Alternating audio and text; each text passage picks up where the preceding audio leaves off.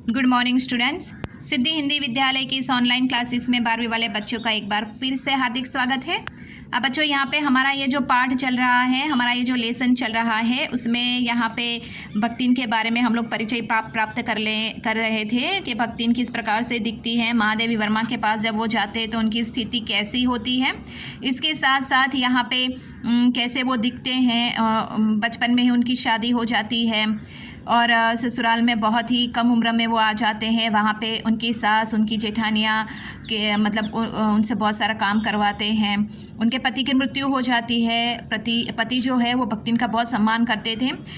पति जब जीवित थे उस समय उन्होंने एक लड़की की शादी कर दी थी। बाकी की 2 लड़कियाँ की जिम्मेदारी भक्तिन पर आ जाती है। भक्तिन के हिस्से में जो खेत खलिहान आए हुए थे, भक्तिन उसे संभालती है और भक्तिन का ये जीवन देखकर उसकी जो जेठानियाँ हैं वो बहुत ही जलती है।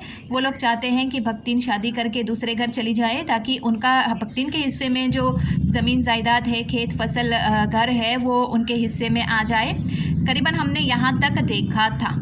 ठीक है, अब यहाँ से थोड़ा और आगे बढ़ते हैं। भक्तिन का दुर्भाग्य भी उससे कम हठी नहीं था। इसी से किशोरी से युवती होते ही बड़ी लड़की भी विधवा हो गई। बयहू से पार न पा सके वाले जेठों ने काफ़ी को परास्त करने के लिए कटिबद्ध जिठौती के आशा की एक किरण दिख पाई।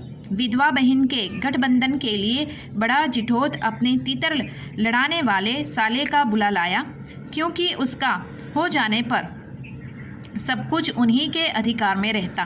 भक्तिन की लड़की भी माँ से कम समझदार नहीं थी। इसी से उसने वर को नापसंद कर दिया।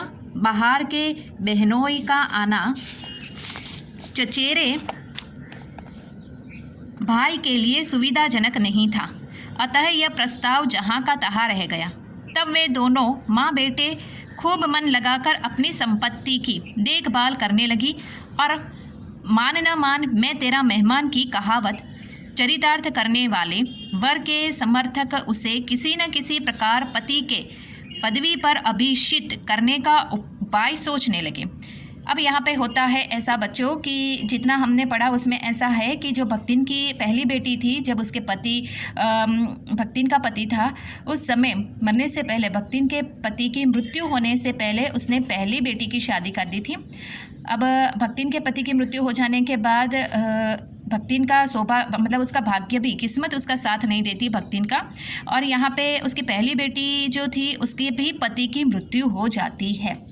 तो यहाँ पे भक्तिन मतलब बहुत ही अकेली पड़ जाती है और वो अपने भाग्य के साथ किस प्रकार से समझौता करे उसकी समझ में नहीं आता। वो अपनी पहली बेटी और दामाद को घर लेकर आई थी ताकि उसके सहारा बने, लेकिन यहाँ पे उसकी बेटी भी विधवा हो जाती है। अब भक्तिन के ऊपर और ज़्यादा जिम्मेदारी आ जाती है, लेकिन यहाँ पे भक्तिन के ये जो ससुराल के लोग हैं वो लोग बिल्कुल नहीं समझते हैं। और उसके जेठानियाँ होती है, जो बड़ी जेठानी है, वो अपने भाई को लेकर आ जाती हैं और ये सोचती है उसकी बड़ी जेठानी कि उसका जो भाई है अर्थात यहाँ पे तो उसके साथ भक्तिन की बेटी की शादी हो जाए तो यहाँ पे भक्तिन का जो भी हिस्सा है वो उनके अधिकार में आ जाएगा।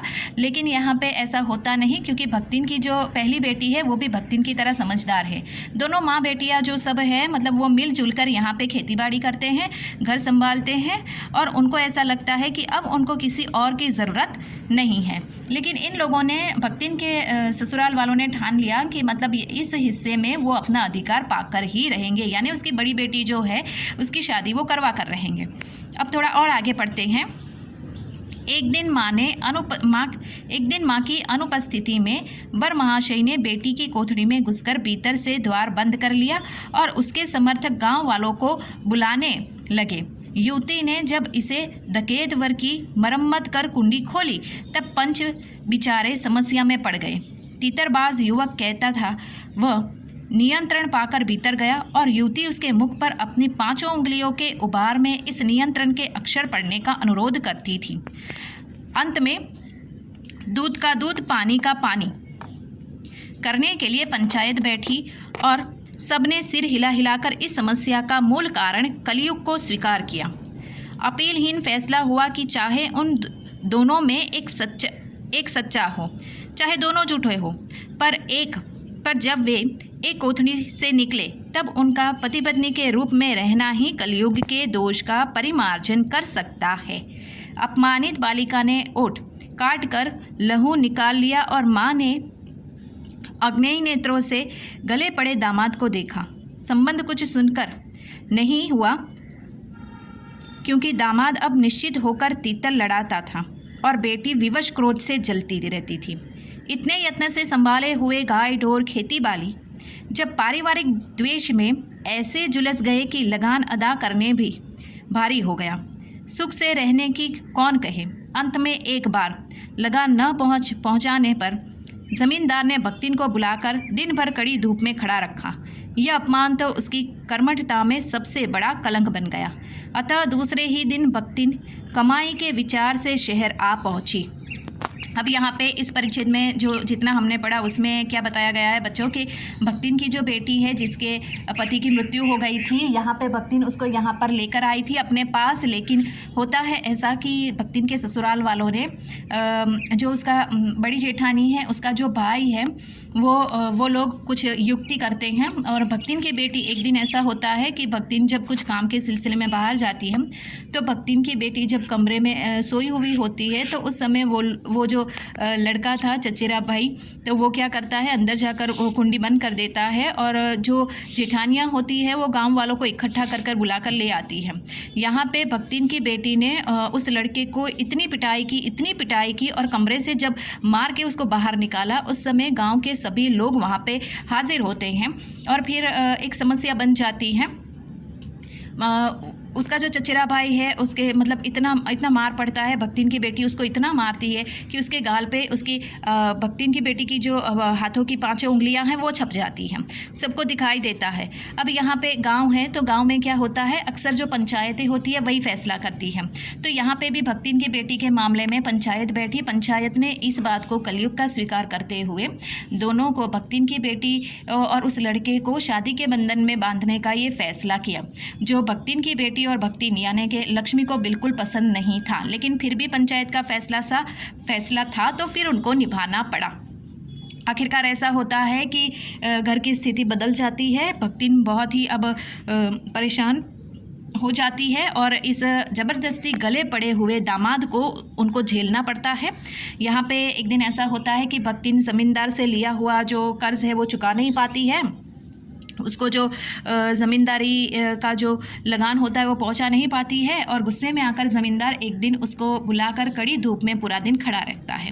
अब भक्तिन के लिए एक प्रश्न बन जाता है कि वो लगान कहाँ से भरेगी। इसके लिए वो शहर जाने का सोचती है और ऐसा कर भक्तिन शहर पहुँच जाती है। अब थोड़ा और आगे बढ़ते हैं। घुटी हुई चांद को मोटी मैली धोती से ढांके और मानो सब प्रकार की आहट सुनने के लिए कान पकड़े कपड़े से बाहर निकालते हुए भक्तिन जब मेरे यहाँ सेवक धर्म में दीक्षित हुई, तब उसने जीवन के चौथे और संभवतः अंतिम परिच्छेद का जो अर्थ हुआ उसकी इति अभी दूर है। भक्तिन की वेशभूषा में गृहस्थ और वैरागी का सम्मिश्रण देखकर मैंने शंका से प्रश्न किया, क्या तुम खाना बनाना जानती हो? उत्तर में उसने ऊपर से ओठ को सिकुड़े और नीचे के अधर को कुछ बढ़ाकर आश्वासन, अधर यानी होठ, आश्वासन की मुद्रा के साथ कहा, ई कऊ बड़ी बात आया, रोटी बनाई जानी थे, दाल रांध लिए थे, साग सब्जी छकौ सके है, सऊर बाकी का रहा।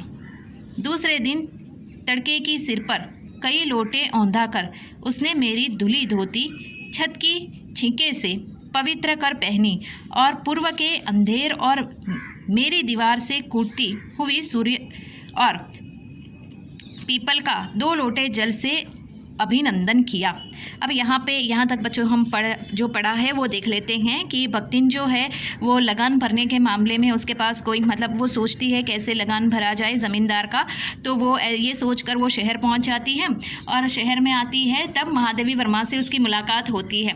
तो भक्तिन कैसे दिखाई देती है कि किस प्रकार से उसने वो सिर ढका हुआ है और कपड़े से किस प्रकार से उसके कानों को बाहर निकाल के रखा है।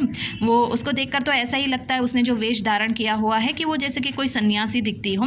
महादेवी वर्मा ने जब उनको देखा तो पूछा कि भाई तुम कुछ खाना बनाना जानती हो? तो उसने कहा हाँ, खाना बनाने की क्या बात है, किस प्रकार से मतलब चौका लगाना होता है, दाल बनानी होती है, रोटी पकानी होती है, तो बस इतना ही होता है, ये तो मैं कर लूँगी।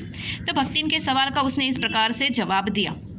जब दूसरा दिन होता है तो दूसरे दिन क्या होता है कि भक्तिन ने जो उसको कपड़े दिए थे वो छीके से उतार कर फिर उसको पवित्र कर कर साफ़ सुथरा कर कर वो पहनती है और सुबह जल्दी उठकर वो जिस प्रकार से सूरज को जल, पीपल को जल अर्पित किया जाता है, वो उनको जल अर्पित करती हुई महादेवी वर्मा यहाँ पे भक्तिन को जल्दी सुबह देखती हैं।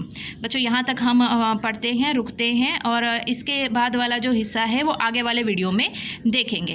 Thank you.